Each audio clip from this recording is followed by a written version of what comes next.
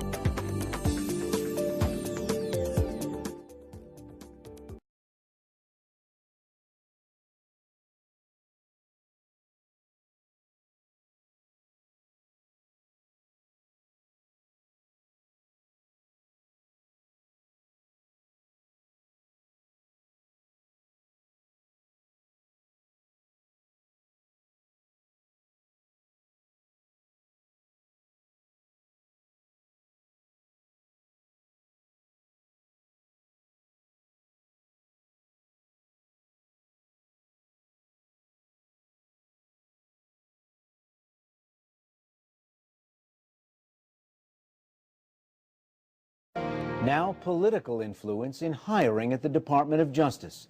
We begin with some background. The Justice Department report makes clear aides to former Attorney General Alberto Gonzales broke the law by using political criteria in hiring decisions. The 140-page independent report stems from the investigation into the firing of 8 U.S. attorneys in 2006.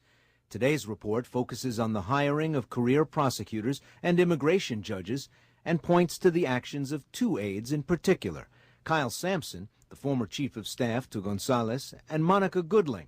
She was a chief liaison between the Justice Department and the White House. Goodling was questioned about her role in hiring career attorneys at a House Judiciary Committee meeting last year. Were there any laws that you could have broken by taking political considerations into account, quote, on some occasions? The best I can say is that I know I took political considerations into account on some occasions. Was that legal? Sir, I'm not able to answer that question. I know I crossed the line. What line? Legal? I crossed the line of the civil service rules. Today's report expands on Goodling's admission, saying she improperly subjected candidates for certain career positions to the same politically based evaluation she used on candidates for political positions, in violation of federal law and department policy. The report also found Goodling and Sampson screened candidates by researching their political contributions and voter registration records.